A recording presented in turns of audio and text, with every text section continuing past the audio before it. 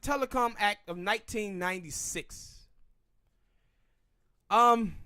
Before on this show, I have talked about white supremacy and how white people are in charge of our images and how they play with our images.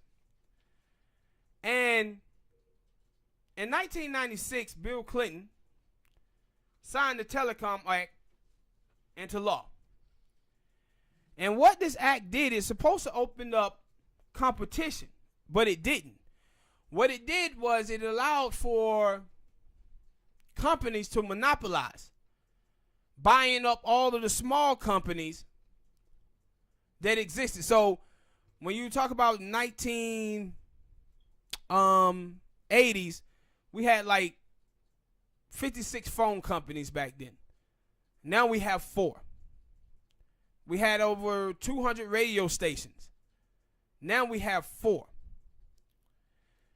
So we had a bunch of black independent radio stations that was eliminated because of this. And now we have like iHeartMedia.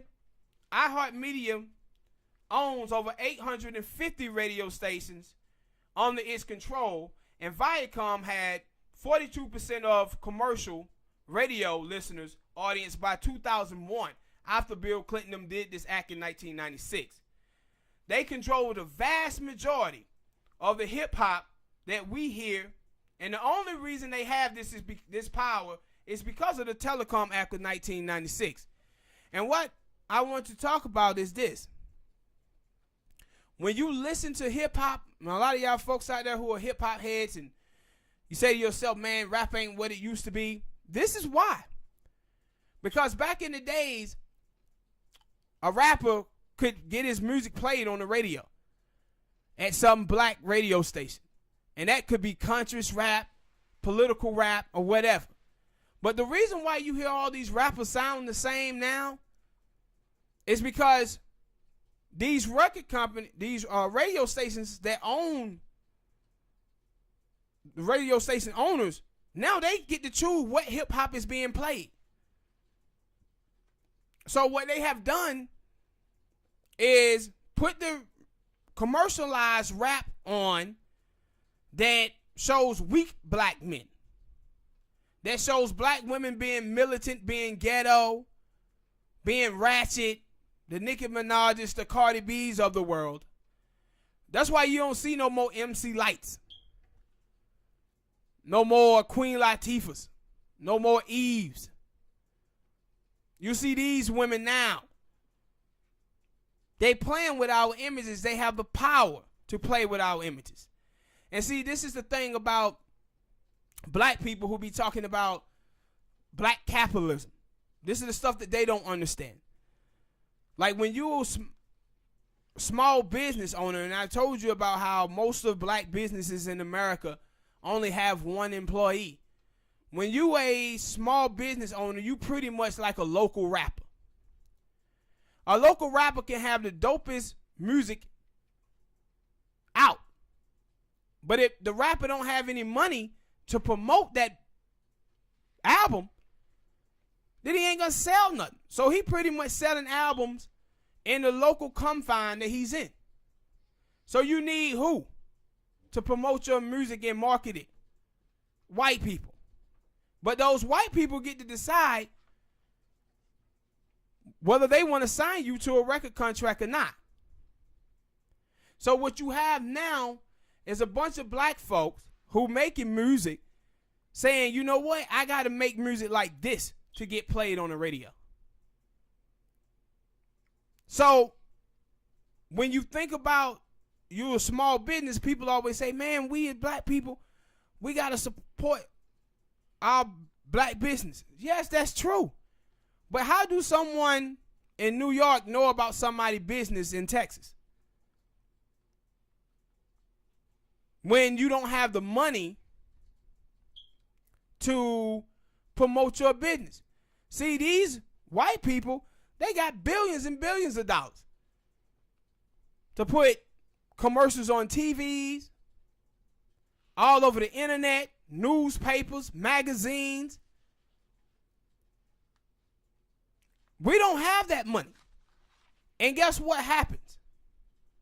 Because of the Telecom Act of 1996, if you do make your business big, prosperous, they're just going to ship in and buy it up from you anyway. Just like they did all the black radio stations and eliminated all of them. I want you to think about all those rappers that you did see. Jay-Z, Rockefeller Clothing. Jay-Z created that in 1999. Now it's a white man who owns it. P. Diddy created Sean John. Now it's a white man who owns it. 50 Cent owned a percentage of vitamin water. Coca-Cola came and bought it from him. See, they have the wealth to monopolize anything that they want to. So if you have a business, you're going to have a hard time growing your business and making it something big. Like, I think they said, like, the average black business in this country make around $45,000 to $50,000. You're a glorified employee. You're a glorified employee. What white people play is big fish, little fish. They snatch the big fish out of the water so because they can eat those and get full off of it. But the little fish, they throw you back. Let you sit out there for a while, and if you do grow, they come and pick you out of the water and eat you too. That's why you see with Netflix, we got like one blockbuster now in America. Because Netflix and put all them jokers out of business. Monopolizing businesses, man.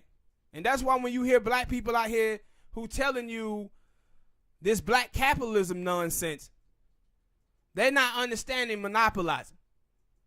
They're not understanding that what white people are running from, these big corporations, they're running away from competition. That's what they're doing. They're running away from it. And the Telecom Act of 1996 hurt us really bad. And we should have known it was going to be bad if it came from Bill Clinton. But this is why your hip-hop music all sound the same. This is why your radio stations all sound the same. Because all of them are ran by 4 dudes. 4 companies own all the radio stations in America. That's why all your music sounds the same. So all of these artists out here, they listen to the radio and say, man, I got to sound like that to get a record deal. But this is why they was talking about the rapper Future. And say, yo, if you listen to that Kid Designer, he sound 100% like Future. And that's why he does. When you look at Lil Uzi, he sounds just like Lil Wayne. All these cats and stole Drake style. Because they look at the radio and say, that's who I gotta sound like. That's why you don't see all the country rappers that you normally love. We had KRS-One, EPMD, Public Enemy, De La Soul, Commons of the world, Lupe Fiasco. I can go on and on. You don't get that type of music that on some pro-black stuff. But before 1996, it was pro-black music everywhere in the 90s. Now, you can't hardly find it. You had to go underground to find it. But most of the music now pretty much tell black men to see women as tits and ass and tell women to marginalize men down to a damn paycheck. Get a bag culture. This is what they wanted promoted to black women and black men in this country. Playing with our images. And old Bill Clinton helped them do this. But with that said, people, we're going to sign off for tonight. Hit that like button. Subscribe. Share. And we'll see y'all next time. Peace.